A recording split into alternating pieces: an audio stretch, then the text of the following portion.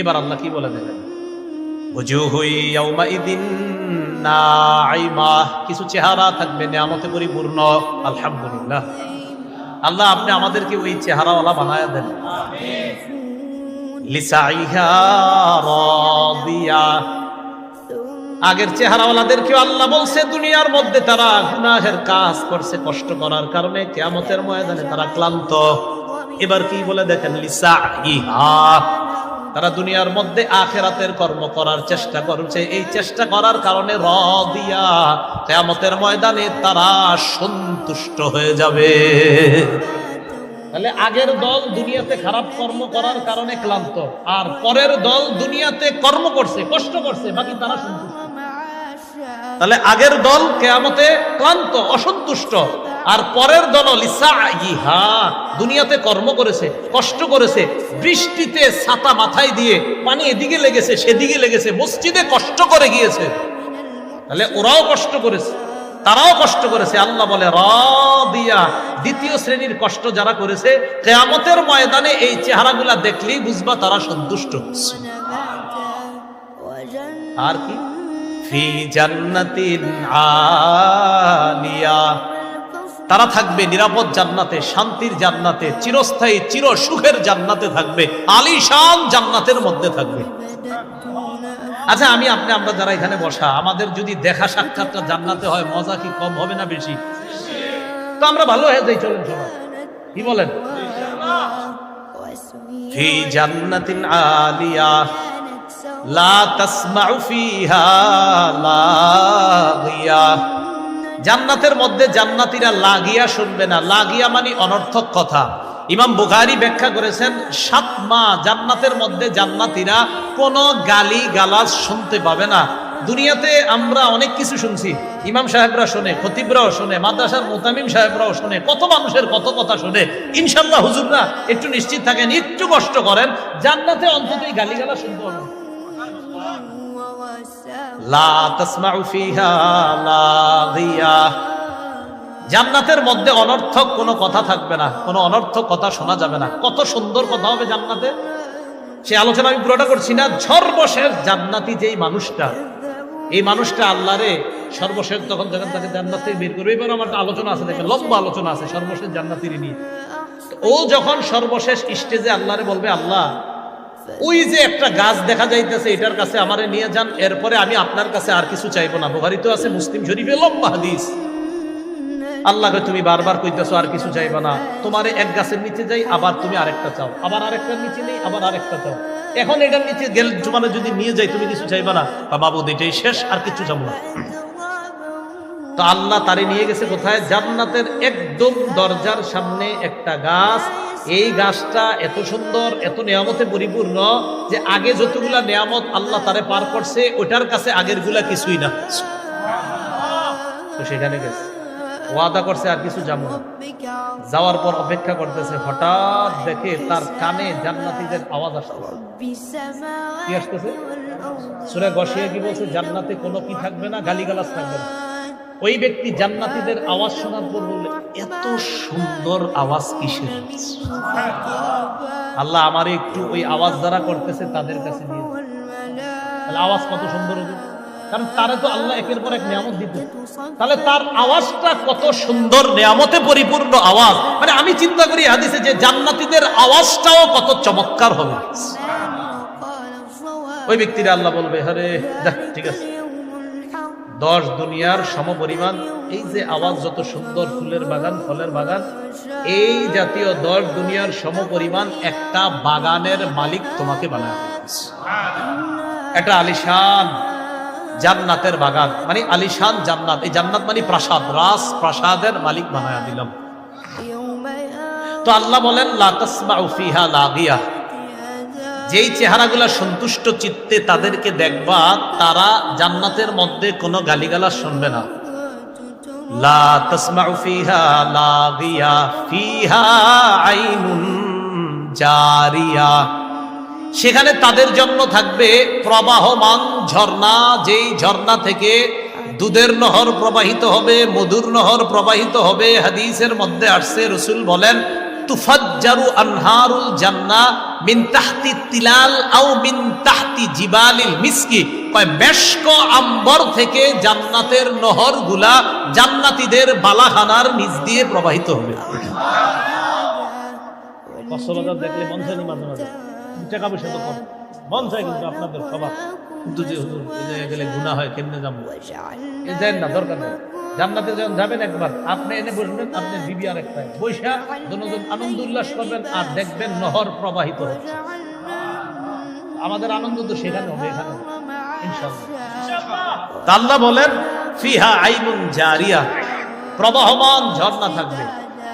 ফিহা সুরুরুম মারফুআ, সেখানে উঁচু উঁচু পালং খাট বিছানো থাকবে, হযরত যেন সেখানে আরাম করতে পারে। কেমন উঁচু? তাফসীরের কিতাবের মধ্যে আসছে যে সেখানের খাটগুলা এমন উঁচু থাকবে, ইজা আরাদা ওয়ালিয়ুল্লাহি আইয়াজলিসা আলা তিলকা সুরুরি তাওয়াদাআত লাহু, আল্লাহর বন্ধুরা, আল্লাহর ওলিগণ যখন ওই খাটের মধ্যে উঠতে চাইবে, খাট তো উঁচু, খাট তার জন্য নত হয়ে যাবে, জি হযরত আসেন আমার মধ্যে বসেন।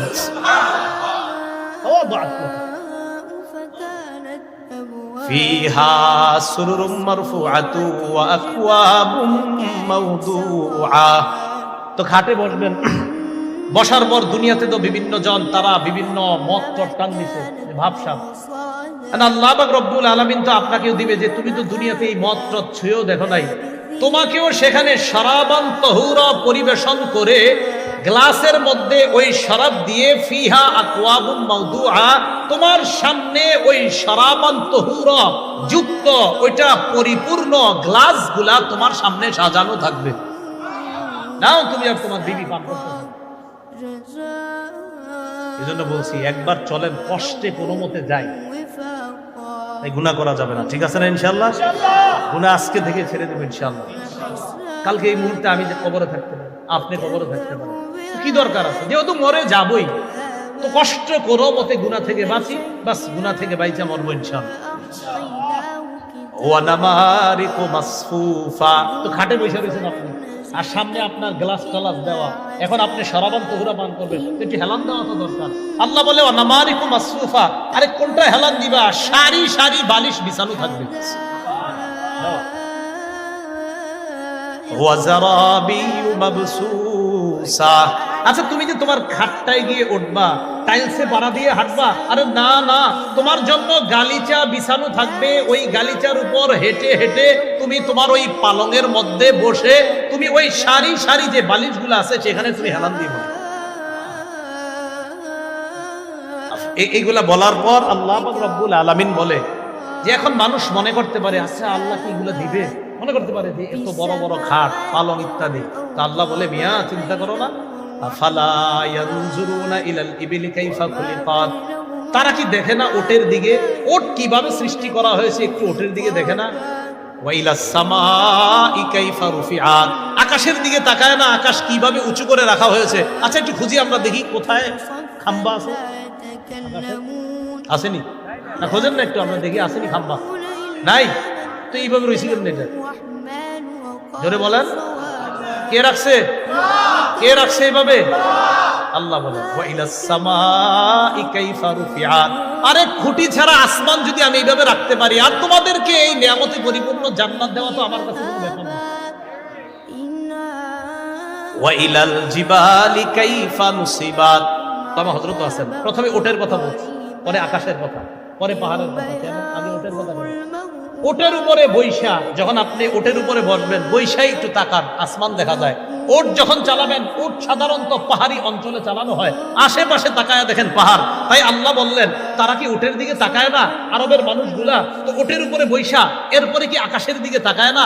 আসমান খুঁটি ছাড়া। আচ্ছা ঠিক আছে, চলতে চলতে ওয়াইলাল জিবালি, তারা কি পাহাড়ের দিকে তাকায় না? কাইফা মুসিবাত, কিভাবে পাহাড়টা স্থাপন করা হয়েছে। আচ্ছা তারা যে জমিনের উপর চলতেছে, ওয়াইলাল আরদি কাইফা সুতিহাত, জমিনের দিকে তাকায় না যে জমিনটা কিভাবে বিছিয়ে রাখা হয়েছে, আমি আল্লাহ বিছিয়ে দিলাম, আর ওই বিছানো জমিনের উপর তো তুমি উটের মধ্যে আরোহণ করে আসমান আর পাহাড়গুলা দেখতে পাচ্ছ। এইগুলা দেখে তুমি কি বুঝো না আমি যে জান্নাত দিলাম? এরপরে আল্লাহ বলেন ফাযাক্কির। তো নবীজি সাল্লাল্লাহু আলাইহি সাল্লাম একটু চিন্তিত, আহারে আমি এত দাওয়াত দেই, কাফেররা কেন গ্রহণ করে না? কথার কথা। যেমন আজকে আপনারা আমি চাইছি যে এমন ভাবে বুঝাই যেন আজকে থেকে আর কেউ গুনাহ না করেন। তো এরপরে যদি কালকে গুনাহ করেন হইতে পারে কষ্ট লাগবে, আহারে তো ভাবে কইলাম এরপরে গুনাহ করে। তো নবীজি দাওয়াত দেয়, এরপরে অনেকে দাওয়াত গ্রহণ করে না, কষ্ট লাগে যে আমি এত করে বুঝাই গ্রহণ করে না কেন? আল্লাহ বললেন ফাযাক্কির, নবী আপনার কাজ আপনি শুধু ওয়াজ করতে থাকেন। আপনার কাজ ফাযাক্কির, আপনি শুধু ওয়াজ করতে থাকেন। ইন্নামা আনতা মুযাক্কির, আপনি উপদেশ দিতে থাকেন, আপনি ওয়াজ করতে থাকেন, আপনি শুধু ওয়াজকারী, শুধু উপদেশ দাতা। লাস্তা আলাইহিম বিমুসাইতির, আপনি তাদেরকে জোর করে কিছু মানাবেন আমি এই জন্য আপনারে পাঠাই নাই। আপনার কাজ শুধু বলা, গ্রহণ করবে না না করবে এটা আপনার দায়িত্ব না, আপনি শুধু ওয়াজ করার কাজ। লাস্তা আলাইহিম বিমুসাইতির, আপনি তাদের উপর নিয়ন্ত্রক নন, আপনি তাদের উপর বাধ্য না, তারা গ্রহণ করতেই হবে। আপনার কাজ ওয়াজ করা। বলেন আপনার কাজ কি?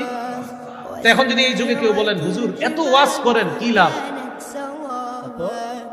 এত ওয়াজ করেন আসেনি, আমাদের কাজ কি শুধু পোষায় দেওয়া? খতিব সাহেবের কাজ কি শুধু?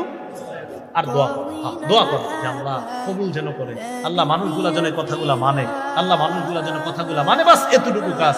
বাকি হেদায়েত সে পাবে না না পাবে এটা। তো আল্লাহ বলেন ইল্লা মান তাওয়াল্লা ওয়া কাফার, যে ব্যক্তি আপনার দাওয়াত গ্রহণ না করে মুখ ফিরিয়ে নিবে, ওয়া কাফার আর কুফরি করবে, ফায়ুআযিবুহুল্লাহুল আযাবাল আকবার, আল্লাহ তাকে বড় আযাব দিবে, বড় শাস্তি দিবে। ইন্না ইলাইনা ইয়াবাহুম, তাদের সবাইকে জানায়া দেন আমার কাছেই সকলে ফিরে আসতে হবে। সুম্মা ইন্না আলাইনা হিসাবাহুম, এরপর আমার দায়িত্ব তাদের হিসাব নেওয়া, আমি আল্লাহ তাদের হিসাব নিব। মনে রাখবেন ভাই, রাসূলুল্লাহ সাল্লাল্লাহু আলাইহি ওয়াসাল্লাম বলেন মান হুসিবা উযিবা, হিসাব যদি পুঙ্খানু নিয়ে নেওয়াই হয় শাস্তি থেকে কেউ রেহাই পাবে না। আল্লাহ আমাদের সকলকে সূরা গাশিয়ার যে কথাগুলা, মূল কথাগুলা, আমাদের আজকের মূল আলোচনা যেটা জানলাম, সূরা গাশিয়ায় আমরা মোটামুটি ভাবে বিস্তারিত ভাবে দুই শ্রেণীর কথা জানলাম। এক শ্রেণী জাহান্নামী, আরেক শ্রেণী জান্নাতি। জাহান্নামীদের চেহারাগুলা বড় ভয়ঙ্কর পরিস্থিতির সম্মুখীন হবে, জান্নাতীদের চেহারাগুলা বড় হাস্যোজ্জ্বল হয়ে যাবে। জাহান্নামীরা দরি নামক ভয়ঙ্কর এক খাদ্যের সম্মুখীন হবে, জান্নাতীরা আলিশান জান্নাতে প্রবেশ করে শরাবান তাহুরা সহ বিভিন্ন নেয়ামতের সম্মুখীন হবে। আল্লাহ আমাদের সকলকে সৌভাগ্যবান কথা জান্নাতীদের অন্তর্ভুক্ত যেন দুনিয়াতে থেকেই নামটা লিখিয়ে যেতে পারি, আল্লাহ তৌফিক দান করেন। সর্বশেষ আমাদের সকলের সাক্ষাৎ যেন আল্লাহ আবার জান্নাতে করিয়ে দেয়। আল্লাহ আমাদের সকলকে কবুল করে নেন। আমিন। ওয়া আখিরু দাওয়ানা আনিল হামদুলিল্লাহি রাব্বিল আলামিন। আল্লাহ পাক রব্বুল আলামিন আমাদের সকলকে যেই কথাগুলো বললাম, সঠিক যতগুলা কথা সব আল্লাহর পক্ষ থেকে হয়েছে, ভুল ভ্রান্তি যা হয়েছে আমার পক্ষ থেকে হয়েছে। আল্লাহ আমাদের সকলকে ক্ষমা করে দেন। আসসালামু আলাইকুম ওয়া রাহমাতুল্লাহি ওয়া বারাকাতুহু।